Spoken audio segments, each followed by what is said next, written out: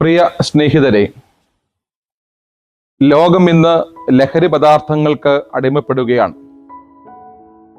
മാധ്യമങ്ങളിലൂടെയും പച്ചയായ ജീവിത സാഹചര്യങ്ങളിലും നാം ഇന്ന് ലഹരിക്കടിമപ്പെട്ട ജീവിതങ്ങളുടെ ക്രൂരമായ കാഴ്ചകൾ കണ്ടും കേട്ടുകൊണ്ടിരിക്കുന്നു.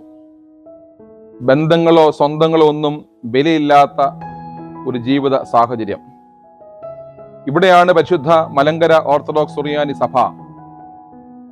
സഭയുടെ മാനവ ശാക്തികൻ വിഭാഗം ലഹരി പദാർത്ഥങ്ങൾക്ക് അടിമപ്പെട്ടവർക്ക് പ്രബോധനവുമായി വരും തലമുറ അതിലേക്ക് വീഴാതിരിക്കുവാൻ അനുഗ്രഹീതമായ ശുശ്രൂഷകൾ നിർവഹിക്കുന്നത്. ഡ്രഗ്സിറ്റ് എന്നുള്ള പ്രോഗ്രാമിലൂടെ അനേകർക്ക് ജീവിതത്തിൻ്റെ യാഥാർത്ഥ്യം തിരിച്ചറിയുവാൻ തക്കവണ്ണം ഈ ഒരു സംരംഭത്തിന് എല്ലാ ആശംസകളും അനുഗ്രഹങ്ങളും നേരുകയാണ്. ലഹരി പദാർത്ഥങ്ങൾ ഉപയോഗിക്കുന്നവന്റെ ലാഭം എന്താണ്? 1, അവന്റെ മാനനഷ്ടം. 2, അവന്റെ ആരോഗ്യ നഷ്ടം. 3, അവന്റെ സാമ്പത്തിക നഷ്ടം. 4, അവനെ ഓർത്ത് സങ്കടപ്പെടുന്ന മാതാപിതാക്കൾ.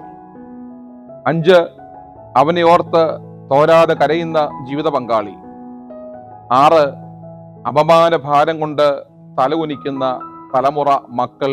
ഇതല്ലാതെ എന്താണ് ഒരു മദ്യപാനിക്ക് ലഹരി പദാർത്ഥം ഉപയോഗിക്കുന്നവന് ലാഭം എന്നുള്ളത്?